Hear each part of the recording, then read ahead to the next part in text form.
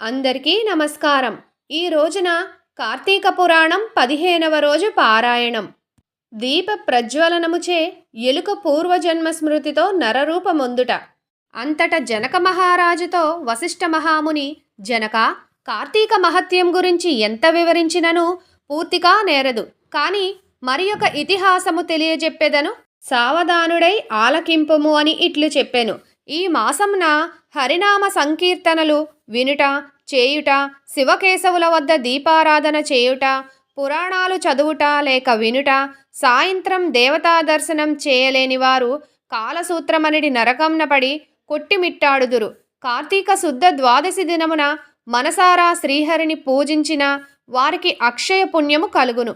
శ్రీమన్నారాయణుని గంధపుష్పములు అక్షింతలతో పూజించి ధూప దీప నైవేద్యములు ఇచ్చిన ఎడల విశేష ఫలితములు పొందగలరు. ఈ విధంగా నెల రోజులు విడివక చేసిన ఎడల అట్టివారు దేవదుందుగులతో మ్రోగించుచుండగా విమానం ఎక్కి వైకుంఠమునకు పోవుదురు.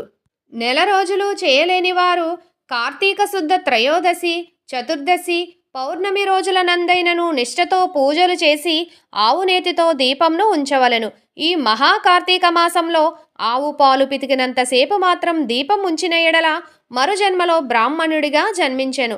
ఇతరులు ఉంచిన దీపము ఎగద్రోసి వృద్ధి చేసిన ఎడలను లేక ఆరిపోయిన దీపంను వెలిగించినను అట్టివారులకు సమస్త పాపములు హరించును.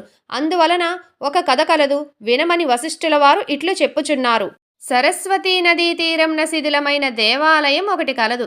కర్మనిష్ఠుడనే దయార్థ హృదయుడగు ఒక యోగి పుంకవుడు ఆ దేవాలయం వద్దకు వచ్చి కార్తీక మాసమంతయు అచటనే గడిపి పురాణ పఠనం చేయు తలంపుగా ఆ పాడుబడిన దేవాలయంను శుభ్రంగా ఊడ్చి నీళ్లతో కడిగి బొట్టులు పెట్టి ప్రక్క గ్రామంనకు వెళ్లి ప్రమిదలు తెచ్చి దూదితో ఒత్తులను చేసి దీపంను ఉంచి స్వామిని పూజించుచు నిష్ఠతో పురాణం చదివేవాడు.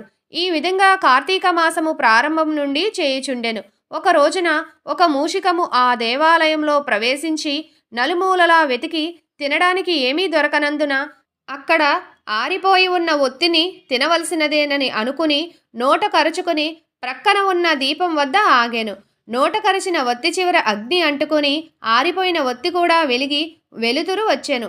అది కార్తీక మాసం అగుట వలన శివాలయంలో ఆరిపోయిన ఒత్తి ఈ ఎలుక వల్ల వెలుగుడచే దాని పాపములు హరించుకుపోయి పుణ్యము కలిగినందుకు వెంటనే దాని రూపాన్ని మానవ రూపంలో నిలబడెను.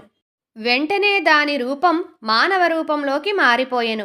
ధ్యాన నిష్టలో ఉన్న యోగి పుంకవుడు తన కన్నులను తెరిచి చూడగా ప్రక్కన ఒక మానవుడు నిలబడి ఉండుట గమనించి, ఓయి, నీవు ఎవడువు, ఎందుకు ఇక్కడ నిలబడి ఉంటివి అని ప్రశ్నించగా, ఆర్య, నేను ఒక మూషికమును.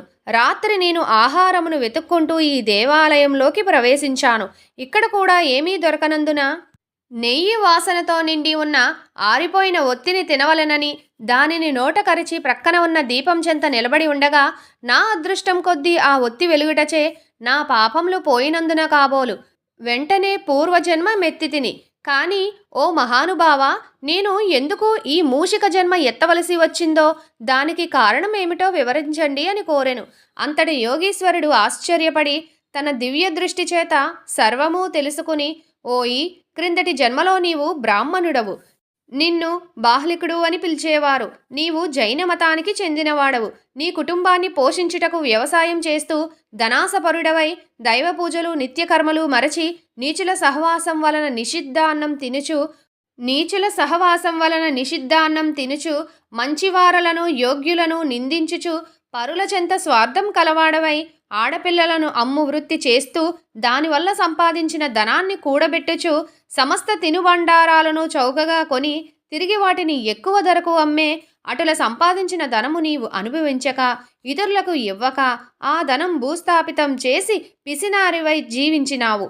మరణించిన తరువాత ఎలుక జన్మ ఎత్తి వెనుక జన్మ పాపం అనుభవించుచుంటివి.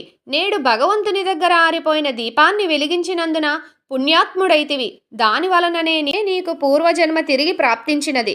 కావున నీవు నీ గ్రామంనకు పోయి నీ పెరటినందు పాతిపెట్టిన ధనమును త్రవ్వి ఆ ధనంతో దాన ధర్మములు చేసి భగవంతుని ప్రార్థించుకుని మోక్షము పొందును అని అతనికి నీతులు చెప్పి పంపించెను.